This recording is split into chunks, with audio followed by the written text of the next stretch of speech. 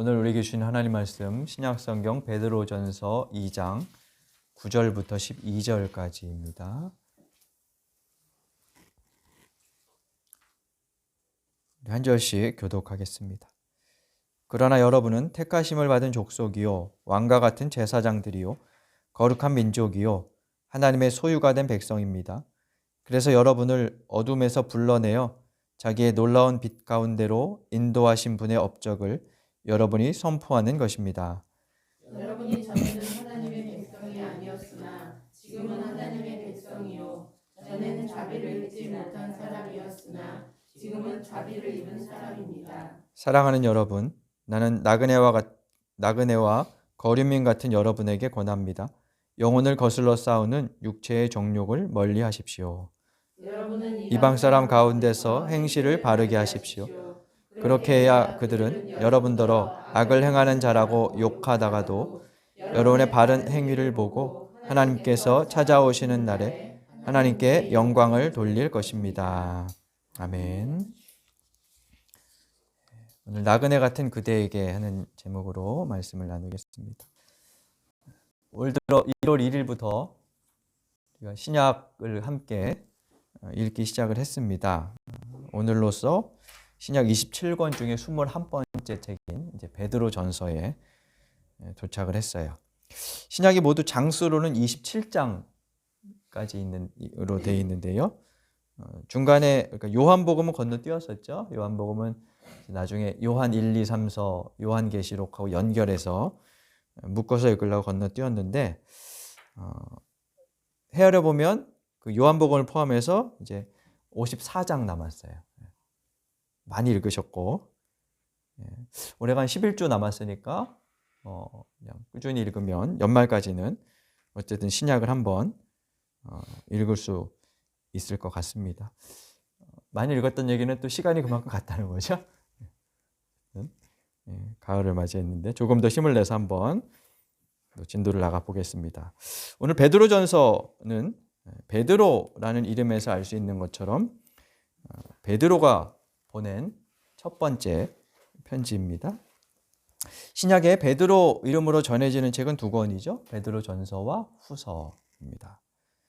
위경 혹은 신약 외경이라는 것이 있어요. 우리 정경 이 66권 안에 들지 않은 그런 책들이 있는데 그 중에는 베드로 복음서도 있고요. 베드로 묵시록, 베드로 행전 이런 책들도 있어요.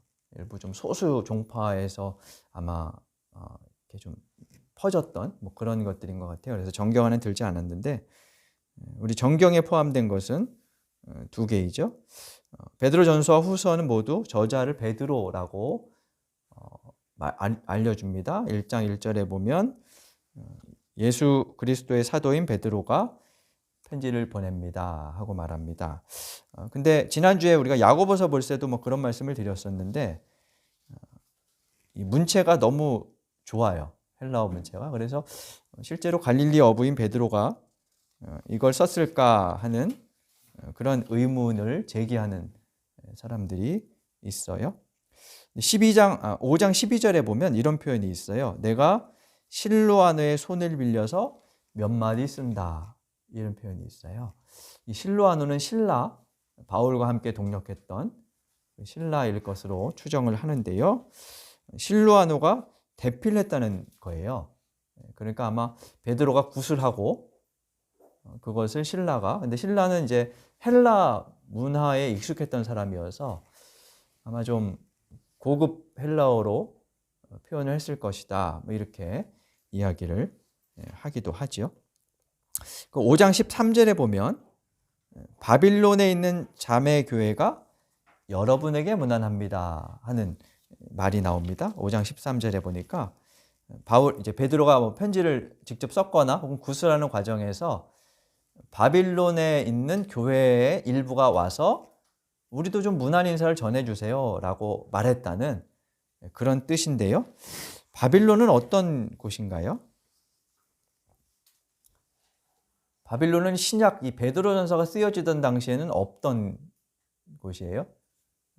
이미 500년쯤 전에 남유다를 멸망시켰던 그 바벨로니아 그 제국의 수도였는데 그래서 신약 시대에는 거의 쇠퇴한 그런 도시였어요. 그리고 베드로가 있던 곳으로부터는 상당히 멀리 떨어진 곳인데 바빌론에 있는 교회가 문안한다 하는 문구를 썼죠. 그래서 이 바벨론이 어딜까 하고 이제 연구를 하는데 아마도 로마를 상징하는 언어로 이런 표현으로 썼을 것이다라고 추정을 합니다.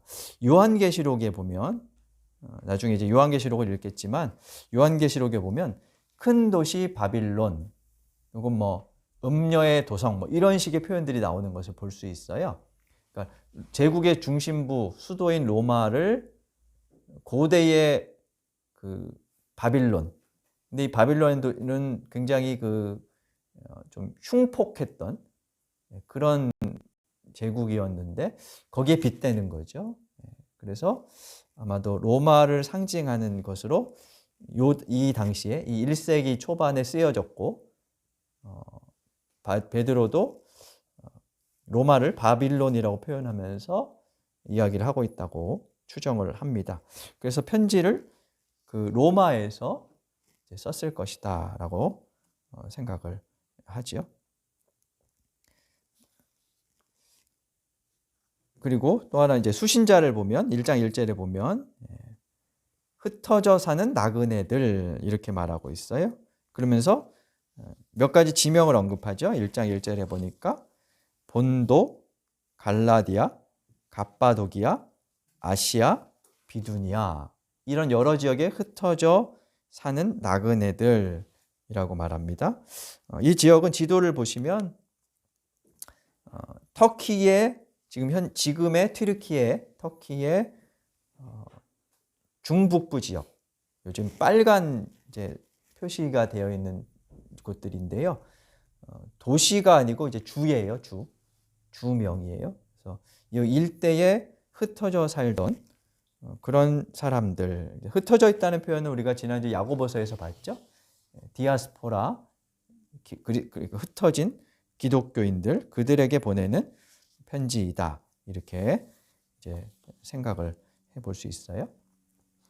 자, 이들에게 베드로는 왜 편지를 보냈을까요? 수신자들의 상황을 우리가 이제 본문 안에서 추정을 해볼 수 있는데 그 추정을 할 수 있는 단어 중에 하나가 고난이라는 단어입니다.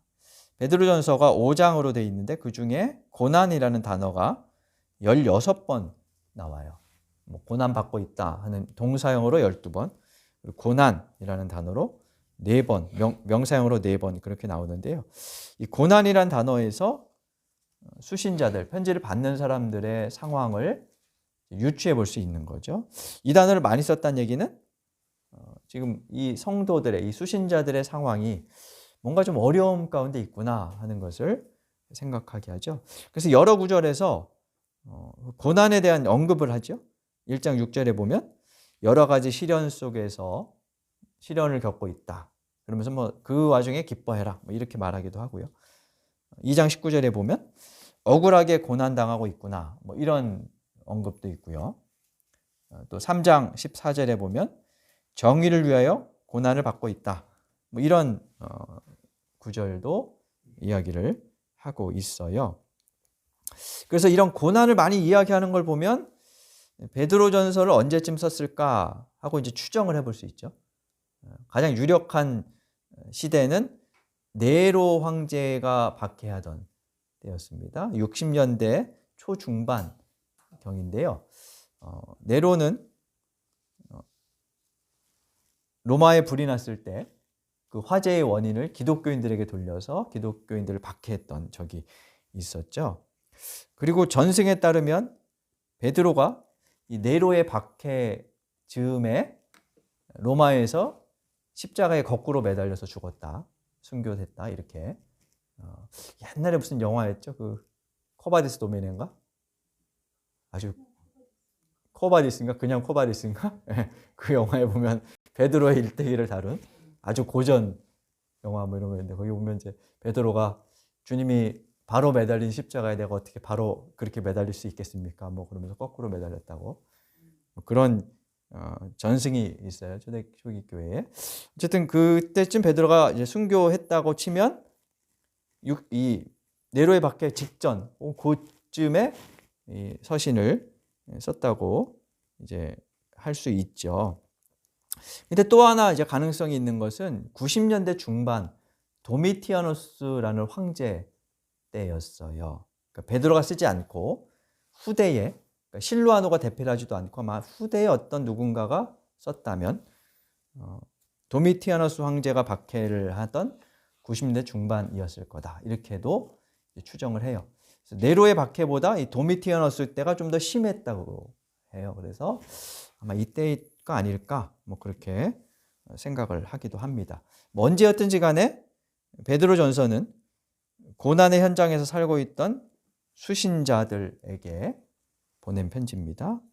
그래서 그 편지를 쓰는 이유를 5장 12절에서 베드로는 이렇게 말하고 있습니다. 우리 5장 12절 한번 잠깐 볼까요?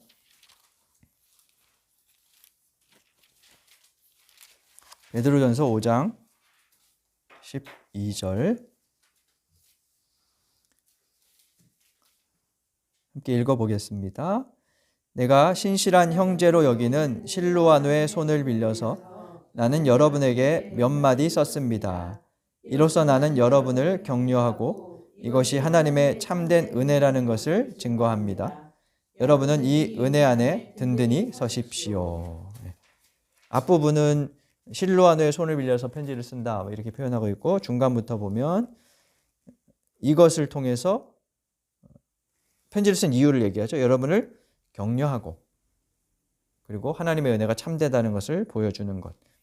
그리고 두 번째는 이 은혜 안에 여러분이 든든히 서게 하기 위해서다. 이렇게 이야기를 하고 있습니다. 그러니까 첫 번째 이유는 고난의 현실에 대한 위로 또 격려라고 할 수 있죠. 그래서 편지 곳곳을 보면 수신자들을 격려하는 이제 언급들을 많이 합니다. 두 가지 이런 것 같아요. 이렇게 첫째는 해석을 해줘요. 고난의 의미가 뭔지. 고난의 의미를 해석해 주면서 해석되면 사실은 사람이 버틸 수 있거든요. 이유를 몰라서 왜 나한테 이런 일이 뭐 이런 것 때문에 혼란을 겪지요. 그래서 해석이 되면 그래도 어느 정도는 버틸 수 있는데요. 그 고난을 해석해 주죠. 1장 6절 7절에 보면 고난은 믿음을 단련하는 과정이고 그 과정을 통해서 구원에 이르게 된다. 뭐 이런 식으로 말하는 것을 볼 수 있고요. 2장 19절과 20절에 보면 선을 행하다가 겪는 고난은 하나님 보시기에 아름다운 일이다. 그러니까 남들이 볼 때는 고난을 겪고 있는 것을 보면 뭐 요즘 우리의 기독교인들의 생각 중에는 그런 게 있죠. 고난 겪는 사람 보면 뭐 믿음이 없어서 그래, 뭐 뭔가 하나님 이렇게 불순종한 게 있을 거야, 뭐 이런 식으로 생각하는 경향이 있는데 베드로는 그것을 지금 반대로 말하는 거죠. 이 고난은 선을 행하다 겪는 고난은 아름다운 것이다 이렇게 얘기하고 있고요. 4장 14절에 보면 그리스도의 이름으로 모욕을 당하면 복이 있다 이렇게도 말하고 있습니다. 그리스도의 이름으로 모욕을 당하면 복이 있다 하는 말씀은 어디서 좀 많이 들어보신 것 같지 않으세요? 조금 전에 성시교독으로 읽었던 마태복음 5장에 보면 의를 위하여 박해받는 사람은 복이 있다 하는 팔복 중에 한 대목이 나오는데요. 그것과 좀 비슷하지요. 그래서 베드로는 아마 이 복음서 이 서신저 곳곳에서 예수님의 그 표현의 흔적들을 이렇게 좀 남겨뒀어요. 뭐 나중에 보지만 이제 선한 일을 하다가 선한 행실을 하면 하나님께서 영광 받으신다. 뭐 이런 것도 마태복음에 나오고 뭐 그렇습니다. 그래서 이렇게 이제 고난의 의미를 설명해주고 해석하면서 고난의 현실을 위로하고 또 뭐 힘을 낼 수 있도록 격려하는 그런 목적으로 베드로전서를 쓰고 있죠. 특히 편지의 시작과 끝이 고난이라는 단어로 이렇게 묶어져 있어요. 1장 6절에 보면 잠시 동안 여러 가지 시련을 겪는다. 이렇게 얘기하고요.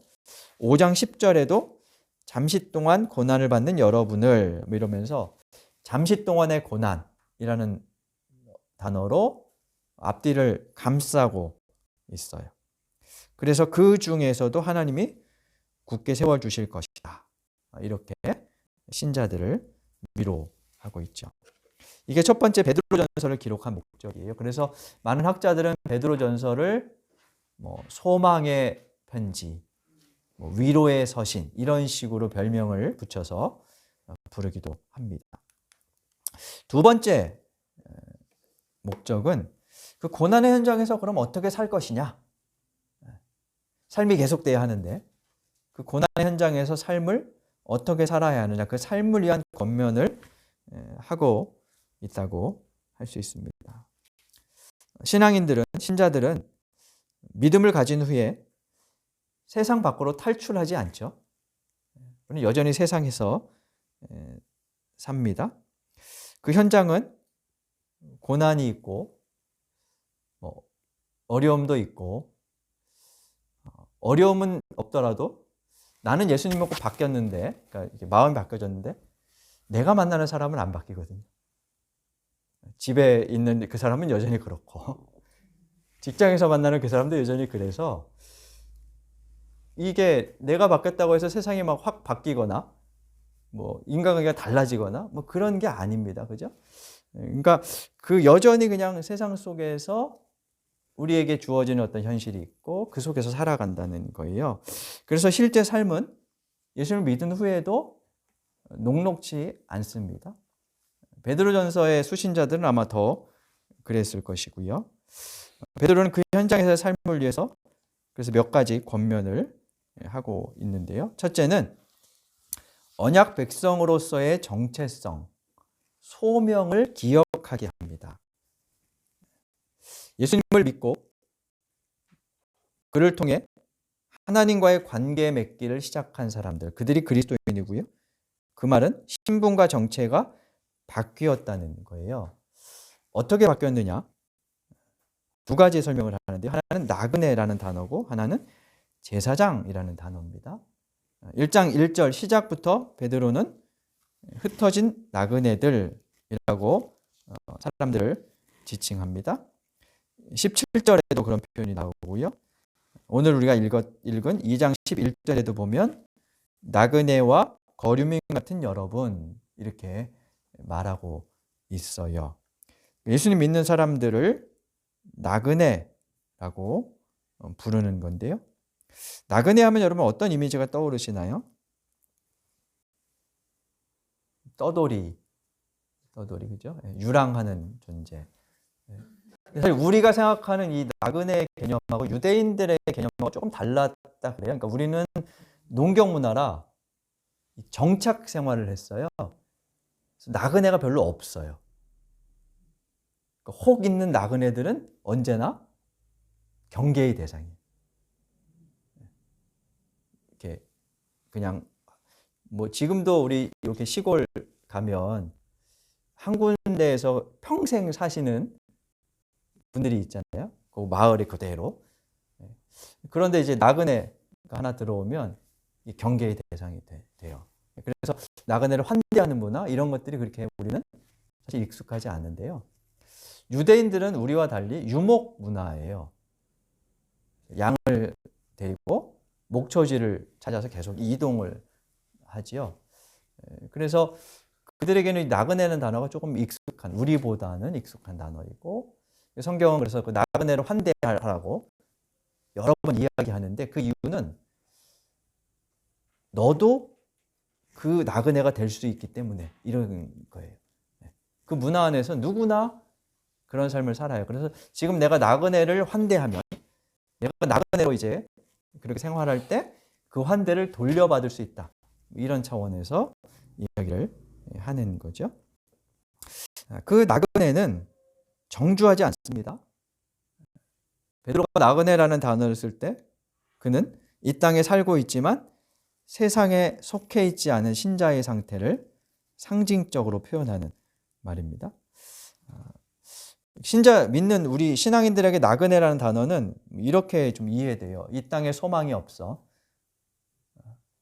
그래서 옛날에 복음성가 죄 많은 이 세상 내 집 아니네 뭐 이런 노래도 있었는데 세상에 소망이 없으니 그냥 천국 바라고 살자 이런 의미로만 생각을 하는데 이 성경에서 말하는 나그네라는 단어는요 경계인에 가깝고요 이중 정체성을 가진 존재에 가까워요. 그러니까 세상과 하나님의 나라 그 경계에 그 둘에 속해서 살아가는 존재. 근데 이건 매우 어려운 삶이죠. 어느 하나에 확 속하면 사실 편한데 어디에도 속하지 않는다는 것은 어디에서도 환영받지 못할 수 있고 그 어디에도 온전하게 속하지 못해서 이중으로 배척받을 가능성이 있다는 그런 의미로 생각해 볼 수 있어요. 그래서 그 모험을 이겨내지 못하면 어떻게 할까요? 사람들은 주류 집단, 거대 집단에 동화하려고 해요. 거기에 내가 속해야 안정감이 생기고 인정받고 그래서 동화되려고 해요. 아니면 반대로 아예 세상 밖으로 나가서 고립되는 방식을 선택하기도 해요. 주류 집단과 같아지거나 아니면 담을 쌓고 성에서 나 혼자 살거나 뭐 이렇게 되는 거죠. 그리스도인들은 두 가지 중에 어떤 방식을 주로 택해왔을까요?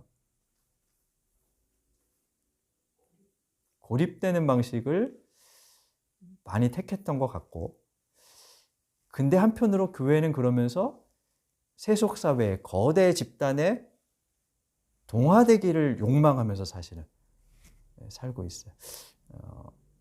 원고에 없는 얘기인데 10월 27일 이달 마지막 주일날 한국교회 200만 집회를 그 광화문에서 하겠다고 지금 대대적으로 지금 막 홍보를 하고 있어요. 이번 노회 갔더니 여기서도 참석하겠다고 아침 10시에 버스 타고 간다는데 그게 이제 그 나온 배경이 지난 여름인가요? 그 의료보험에 동성 부부들을 합법화하고 의료 혜택을 주는 그 문제가 이제 불거져 가지고 고신 측의 어느 목사님이 부산의 어떤 목사님이 이제 그걸 막 눈물 흘리면서 막 성도들한테 호소하고 막 이러면서 이제 사람들을 모아서 200만 명이 이렇게 광화문에서 모여서 막 악법 저지 집회를 하자 이렇게 얘기를 해요. 그래서 제가 이번 주에 사실 그거에 대해서 좀 말씀을 나눠볼까 하고 뭐 자료를 준비하다가 그냥 이제 갔는데 여러분들의 생각이 각각 다를 수 있겠지만 거기에 보면 참 재밌는 표현을 써놨어요. 그 주일날이잖아요. 근데 그걸 처음에 발의했던 분이 어떤 분이냐면 코로나 때 죽어도 예배는 교회에서 주일날 드려야 된다라고 아주 강하게 주장했던 분이에요. 근데 그 사람이 스스로 광화문에 모이세요. 부산에서 오후 2시에 광화문에 가려면 어떻게 가야 돼요? 주일 예배 안 드리고 가야 돼요. 그래서 그게 막 논란이 되니까 어떤 사람이 뭐라 그러냐면 주일 예배는 버스 안에서 뭐 이런 식으로 얘기하기도 하고 뭐 그렇게 해서 이제 모이자 막 이렇게 이제 했어요. 근데 제가 뭐 다른 거보다 그 문구를 보면 큰 기도회로 한국교회의 힘을 보여줍시다. 이런 표현이 있어요. 그냥 딱 읽으면 뭐 그럴 수 있는데요. 아주 심각한 기독교 정신의 오류가 거기에 있어요. 첫째, 기도회나 예배는 당국에 대한 시위로서 하는 것이 아닙니다. 아주 그 기본 자체가 잘못된 것이고요. 차라리 우리처럼 그냥 예배 안 드리고 뭐 어디 미술관 가면 갔지. 하여튼 스스로 이 가지고 있는 그 일관성이 없게 이제 행동을 하는 거라고 저는 생각이 들고 두 번째는 큰 기도회 어떤 기도회는 크고 어떤 기도회는 작은 것. 거기서 크다는 얘기는 200만 명 모아서 한국 교회의 힘을 과시하자 이거거든요. 주류 사회에 가고 싶어하는 거죠. 그래서 뭐 동성애가 뭘 찬성하다 반대한다 뭐 그런 걸 떠나서 거기에 대응하거나 기독교의 정신을 표현하는 방식이 너무나 비기독교적인 방식으로 하고 있는 것은 아닐까? 그래서 무척 저로서는 좀 실망스럽고 뭐 그랬었는데 이 기독교가 계속 주류 사회에 들어가고 싶어요. 아니 이미 주류 사회에 들어갔는데 그거를 빼앗기고 싶지 않나 해요. 그래서 자꾸 이제 이런 근데 그 문구 그 사람들이 이제 표현한 문구에 보면 한국 사회가 지금 굉장히 위기예요. 뭐 재정 적자에 휘달리고 뭐 저출산 뭐 이런 것들로 뭐 위험하다 뭐 이런 식으로 막 나와요. 그 정도면 거기에 이제 반드시 들어가는 문구가 뭐냐면 그래서 대정부 시위를 하여 정권을 교체해야 된다. 이게 들어가야 되거든요. 그죠? 과거의 경험은 늘 그래요. 근데 그건 빠져 있어. 그러니까 정부의 뭔가 막 정부의 정책을 비난하거나 막 이런 표현은 빠져 있어요. 왜 빠져 있을까요? 보수적인 것이 맥을 같이 하는 거예요. 그래서 그건 빼고 그냥 뭐 이게 악법이다 뭐 이런 식으로만 이렇게 접근을 하는 거죠. 그 차별금지법 자체가 노무현 정부 때 발의가 됐어요. 그래서 애초에 그 노무현 정부에 반대했던 보수 기독교인들과 정치인들이 결합해서 그 법 자체를 무효화시키려고 사실은 20년 동안 계속 지금 시도를 하고 있는 건데, 그러니까 주류의 그 당시에 이제 기독교인들은 다 보수 기독교에는 다 주류였으니까요. 그 주류의 힘을 빼앗기면서 이제 벌어지는 일들이 이 정치, 신앙 이게 좀 복잡하게 얽혀서 지금 이런 일들이 일어나고 있다고 저는 생각이 들어요. 아무튼 그 표현들을 보면 과연 이게 기독교의 정신에 부합한가? 라는 생각을 할 수밖에 없어요. 베드로는 나그네의 삶, 나그네라는 단어를 사용하면서 기독교 정신이 무엇인가를 우리에게 다시 한번 생각하도록 하고 있다고 저는 봅니다. 세상에 있어요. 그러나 세상을 따르지 않습니다. 거대한 제국과 자본주의 질서 안에서 살지만 스스로를 나그네로 인식하고 하나님의 택함을 받은 존재로 생각하며 그래서 세상에서 들려오는 소리가 아니라 하늘의 소리를 듣고 또 세상에 그 소리를 들려주는 그런 존재임을 기억하라는 거죠. 두 번째로 또 다른 표현은 제사장인데요. 이것은 나그네의 삶과 연결되는 단어입니다. 2장 9절에 보면 우리가 축복송이라는 복음성어로 잘 아는 그런 구절이 나오죠. 그리스도인들의 모습을 네 가지 호칭으로 말합니다. 택함받은 족속, 왕같은 제사장, 거룩한 민족, 하나님의 소유가는 백성. 이 구절들은 출애굽기 19장에 나오는 표현입니다. 출애굽기 19장은 하나님께서 이스라엘 백성들을 애굽에서 탈출시키신 후에 시내산에서 그들과 언약을 맺으며 하신 말씀이에요. 네 가지 표현이지만 사실 크게는 하나님과의 관계 맺음을 통해서 새로워진 존재들, 새 언약 백성이 된 존재들이라는 의미가 담겨 있고요.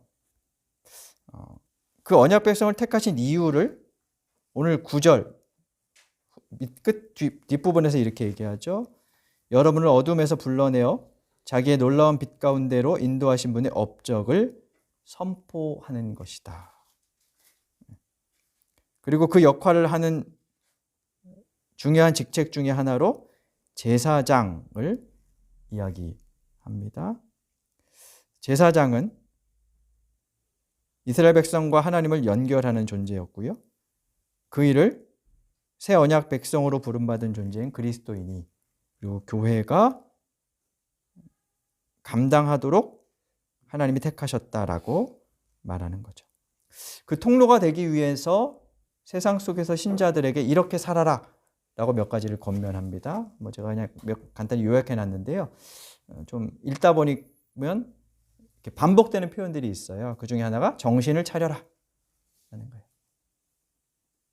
계속 흔들리잖아요. 정체가, 경계인이라는 것은 정체의 혼란을 계속 가져올 수 있는데 거기에서 정신을 차려라 라고 하는 것이고요. 그리고 정욕을 피하라. 또 하나는 선한 일을 하면서 서로, 공동체 안에서 서로 뜨겁고 따뜻하게 사랑하라 라고 말합니다. 오늘 본문 12절에 보면 이방 사람 가운데에서 행실을 바르게 하라 라고 말합니다. 그러면서 마지막에 이렇게 얘기하네요.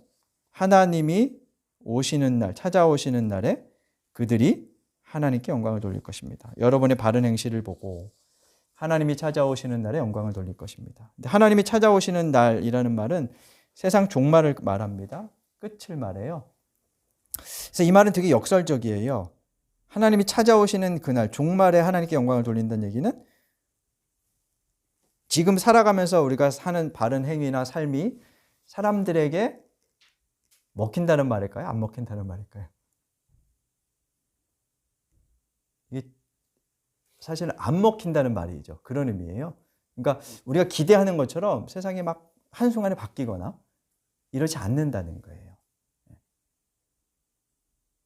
그럼에도 불구하고 베드로는 우리가 세상의 나그네이자 제사장으로 그런 신분으로, 그런 정체를 가진 존재라는 것을 기억하며 살아가라고 말합니다. 그렇게 살 때 조금이지만 차츰 안개가 걷힐 것이고 하나님이 드러나게 될 것이기 때문이라는 거죠. 베드로의 말처럼 우리는 나그네와 같은 사람들입니다. 베드로 시대의 그 나그네들은 거대한 로마 제국 안에서 고난을 겪으며 살았습니다. 그래서 이 나그네라는 말은 낭만적인 말이 결코 아닙니다. 어디에서 살든 주체나 주류가 되지 못했고요. 받아들여지지 않았을 것입니다. 그래서 한편으로는 주류에 편입하고 싶은 유혹, 갈등을 겪었을 것이고 경계인으로서 자신을 지키기 위해 긴장했을 겁니다. 그 와중에 정신이 흔들리기도 했겠죠. 그래서 정신을 차려라 라고 말합니다. 한편 그러면서 베드로는 그들에게 제국 문화의 주변부에 머물면서도 중심을 불허하지 말아라. 주류가 되기 위해 집착하거나 정력을 낭비하지 말라 라고 말합니다. 다만 의연하게 하늘을 향해 걸으며 선한 일을 하면서 서로 애정 어린 시선으로 뜨겁고 따뜻하게 사랑하라 라고 말합니다. 하나님의 부름을 받은 나그네인 저와 여러분, 우리는 어떻게 살아야 할까요? 이번 한 주간은 이 물음으로 우리의 삶을 성찰하며 살아갈 수 있기를 간절히 바랍니다. 기도하겠습니다.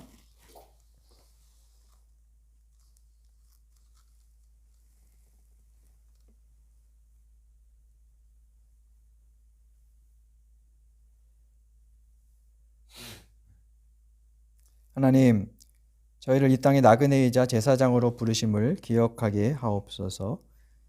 주류에 들지 못해 안달하거나 집착하는 사람들이 아니라 나그네로, 제사장으로 하나님의 부르심을 성실히 감당하는 저희가 되게 하여 주옵소서. 예수님 이름으로 기도드립니다. 아멘.